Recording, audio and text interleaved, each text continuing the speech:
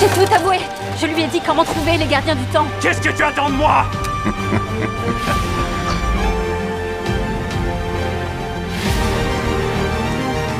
Non, Loki, attendez! Attendez!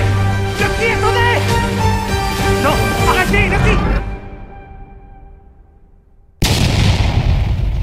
Bonjour à toutes et à tous, c'est le Serial Vlogueur, j'espère que vous allez bien. On se retrouve aujourd'hui pour une toute nouvelle vidéo dans laquelle on va revenir sur les épisodes 2 et 3 de la série Loki. En ce qui concerne l'épisode 2, on ne va pas faire d'analyse à proprement dit puisque vous savez déjà certainement tout ce qui concerne cet épisode. Je vais donc ici me contenter de donner un avis puis nous allons entrer un peu plus en profondeur dans l'épisode 3 pour voir si on peut relever 2 ou 3 choses intéressantes et éventuellement faire une ou deux théories. En ce qui concerne l'épisode 2, donc, je l'ai beaucoup aimé, même si je dois avouer que l'excitation de retrouver un programme Marvel est un peu passée, car l'heure n'est plus à la découverte. Cet épisode que j'ai trouvé un peu plus longuet m'a également un peu plus ennuyé. Avec beaucoup de scènes de dialogue, justifiées pour le coup, mais quand on sait qu'il n'y aura que 6 épisodes, on n'a pas envie de passer de trop longues minutes à écouter des dialogues parfois répétitifs sur le flux temporel, etc. Dialogue toutefois utile pour les nouveaux arrivants, qui découvriraient l'histoire des voyages temporels, mais c'est vrai que pour ceux qui connaissent déjà bien les bails, ça peut faire un peu beaucoup. Mais il en faut pour tous les goûts, donc... Après, je dis ça pour essayer de trouver des choses à redire, parce que globalement, la série est extraordinaire. En ce qui me concerne, je trouve la réalisation très soignée, les effets spéciaux sont très stylés et beaux visuellement, les acteurs sont juste parfaits dans leur rôle, bref, j'adore cette série. L'épisode 2 se termine avec un petit cliffhanger des familles, avec la révélation de celle que tout le monde avait vu venir d'environ 8 années-lumière, et dont le secret n'était plus un secret. Peu à la manière d'Agatha Harkness dans WandaVision, nous découvrons donc à la fin de cet épisode Lady Loki. Sans grande surprise également, Loki s'échappe à son tour en suivant son homologue variant féminin. Donc nous avons un bon épisode, bien réalisé, bien stylé, un petit peu moins bien rythmé que le premier, avec beaucoup de scènes de dialogue, mais encore de la très bonne qualité en ce qui me concerne, et ce n'est que mon avis. Ah oui, petit point important aussi, j'ai trouvé la musique beaucoup plus présente que sur l'épisode 1, et ce n'était pas pour me déplaire, j'ai adoré, mais véritablement adoré, la musique de cet épisode 2.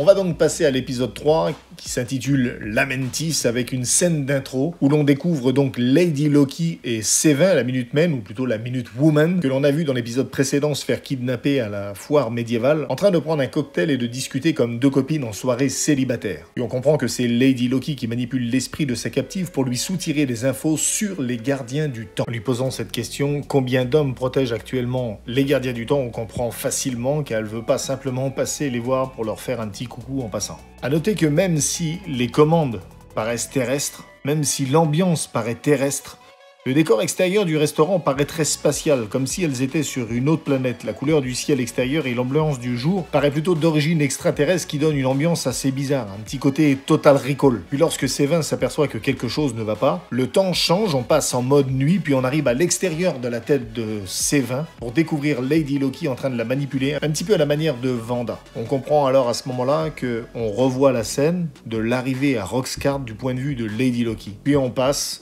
pour arriver au siège du TVA, donc là où s'était arrêté l'épisode 2. Par contre, apparemment, elle ne savait pas que ses pouvoirs étaient inopérants au sein du TVA. Donc pour tous ceux qui pensaient que Lady Loki était en fait un ancien agent qui avait travaillé pour le TVA, tombe à l'eau.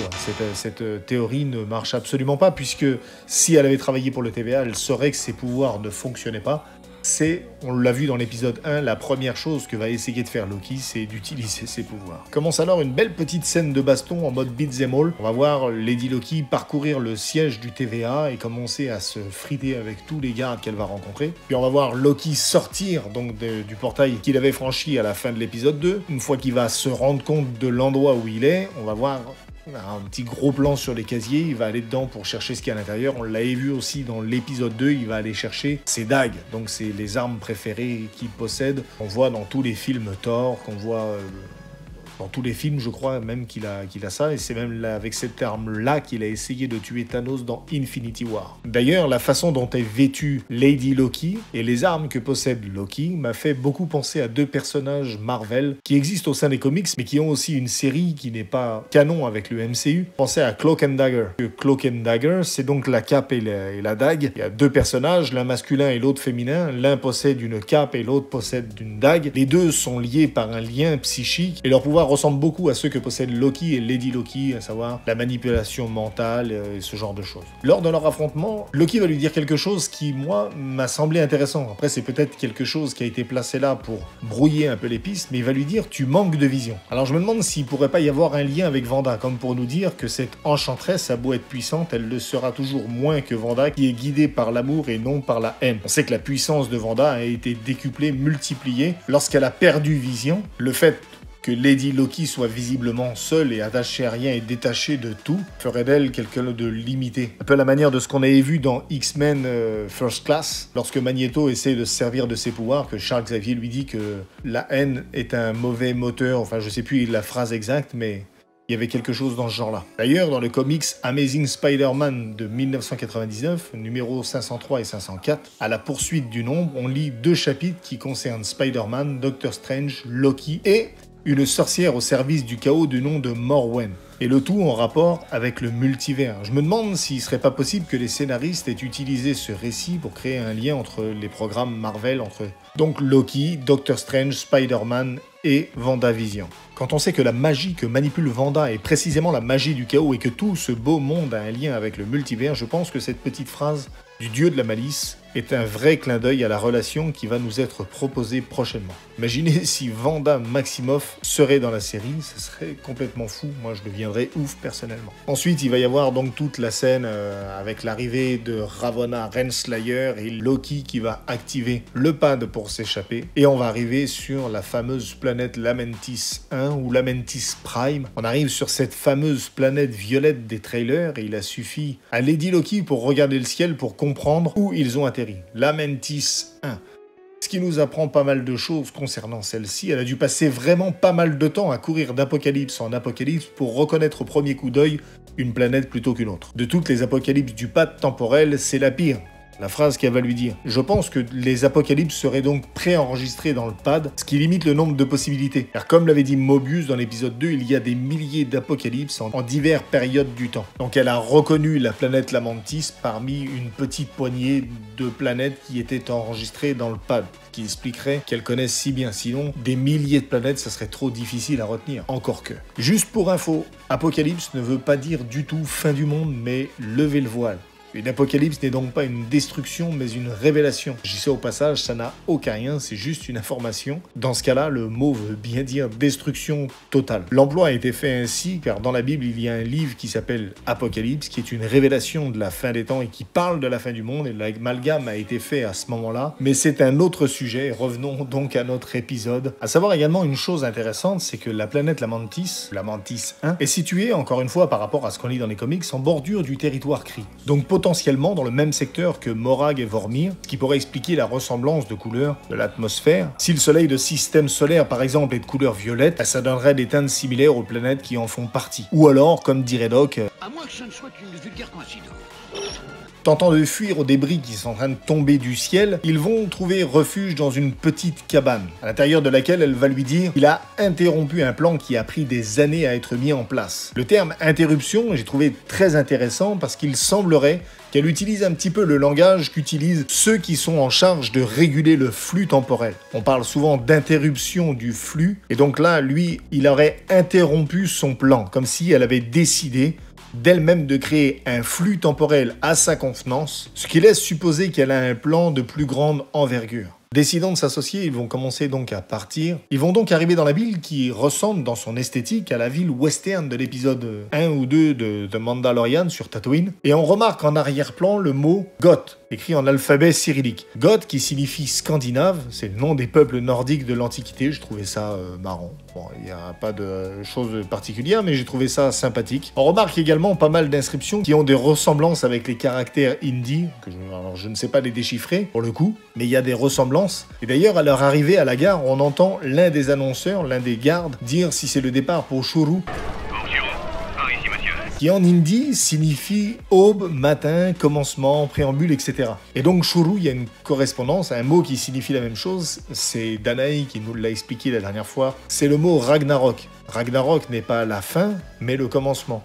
Et donc le départ pour Shoru, c'est un peu une sorte de Ragnarok, c'est pas la fin, mais c'est le commencement. Ce serait un matin, un nouveau départ, donc j'ai trouvé la petite anecdote assez sympathique. Je dois dire que j'ai trouvé ça assez sympathique. J'aime beaucoup ce genre de subtilité glissée dans les œuvres que je regarde, que ce soit dans les comics, les films, les séries, les mangas, les chansons, etc. Ça prouve une certaine rigueur de la part des auteurs qui ne sont pas là uniquement pour faire du fric en balançant des noms juste comme ça, mais qui se creusent un peu la tête pour rendre le tout intelligent. Voilà. Ensuite, donc, je vous passe les détails sur la scène du train, la transformation et tout ce qui a été dit. Vous trouvez la discussion entre les deux variants. On en apprend peu au final, si ce n'est que Sylvie ait été adoptée également et qu'elle le sait depuis longtemps. Elle a appris la magie seule, comme Wanda. D'ailleurs, je me pose la question de savoir si c'est une coïncidence ou pas. Il y a quand même beaucoup de similitudes entre les deux personnages, outre le fait de pratiquer des enchantements. Elles ont toutes les deux appris la magie seule. Elles ont grandi plus ou moins seules, du moins sans leurs parents. Une vie apparemment avec un amour séparé de celle qu'ils aiment. Sur ce point d'ailleurs, Sylvie, que c'est comme ça qu'elle s'appelle, dit qu'elle a une relation avec un postman, donc le facteur en français. Et postman, c'est le nom d'un personnage Marvel, donc un mutant donc qui possède le gène X du nom de David, qui fait partie des Molochs et qui vit dans les souterrains de Manhattan, qui fait partie de la même bande que Caliban qu'on a vu dans X-Men Apocalypse et dans Logan, et dont on n'a plus entendu, puisqu'on a perdu sa trace, après le jour M causé par, roulement de tambour, Wanda Maximum dans House of M. Eh oui, chez Marvel, tout est lié. J'ai beaucoup aimé la réflexion de Loki lorsqu'il va dire « Personne ne résiste à ton charme ». Le double sens fait par rapport aux enchantements de Sylvie était un peu amusant. Puis le moment où Loki boit et chante comme un homme de fête me semble un peu étrange et ne colle pas vraiment avec le personnage. Que ce soit dans le MCU ou dans les comics, à de nombreuses reprises on peut entendre les gens, principalement les Asgardiens et même Volstagg plus particulièrement, se méfient de quelqu'un qui ne s'amuse pas, qui ne boit pas, qui ne mange pas dans Thor 1 lorsque Thor est banni par Odin, et dans Journey into Mystery de 2011, dans le numéro 126.1, lorsque Kid Loki interroge un songeur pour savoir en quoi les autres se méfient de lui, on voit également Volstagg répéter cette phrase, donc la même que dans Thor 1. Puis on a la scène du plan de secours, donc où ils vont se dépêcher de courir dans la ville donc qui ressemble, alors c'est vrai qu'il y a beaucoup de néons et beaucoup de gens ont dit que ça ressemblait à Madripoor. Moi personnellement ça m'a plus fait ressembler à Nowhere, à cette ville, vous savez, qui a été construite, cette planète qui n'est pas une planète mais qui est le crâne d'un être spatial galactique qu'on a vu dans Les Gardiens de la Galaxie. Et donc on voit cette scène, cette magnifique scène en plan séquence, donc je vais le redire aussi mais tout le monde l'a dit, cette scène en faux plan séquence où l'on voit l'arche être détruite et donc on quitte encore, voilà, cet épisode se termine encore une fois sur un cliffhanger avec Lady Loki qui tourne les talons donc pour s'en aller et Loki qui reste droit devant lui à contempler ce qui est en train de se passer. Voilà pour les quelques trucs que j'ai vus personnellement, pour les quelques détails que j'ai pu éventuellement croisés. Il semblait pas intéressant de revenir sur ce qu'avaient déjà dit les autres, mais plutôt essayer d'apporter quelques détails en plus, alors je sais pas si c'est des easter eggs, mais il semblait plus intéressant de faire comme ça. En tout cas, merci d'avoir regardé cette vidéo. Dites-moi dans les commentaires si vous avez préféré comme moi cet épisode 3 aux épisodes 1 et 2, ou si au contraire, voilà, vous faites partie de la team épisode 1er, épisode 2. Bref, moi j'ai beaucoup aimé cet épisode 3. J'ai trouvé qu'il y avait beaucoup de rythme, j'ai trouvé qu'il y avait de l'action, ça fait un petit peu du bien. Bon, pour certains, encore pas assez. C'est vrai que la scène du train, avec le dialogue entre Loki et Sylvie, était assez longue, mais on a eu un peu d'action, on a eu un peu de dénouement, on a eu un petit peu de révélation. Bref, j'ai beaucoup aimé cet épisode 3. Merci à vous d'avoir suivi cette vidéo. N'oubliez pas de la liker, de la partager, si elle vous a plu. Si vous n'êtes pas abonné, je vous invite à le faire, parce que ça fait toujours plaisir. Il ne me reste plus qu'à vous dire au revoir et à bientôt pour une prochaine vidéo. C'était le Serial Vlogueur. Ciao.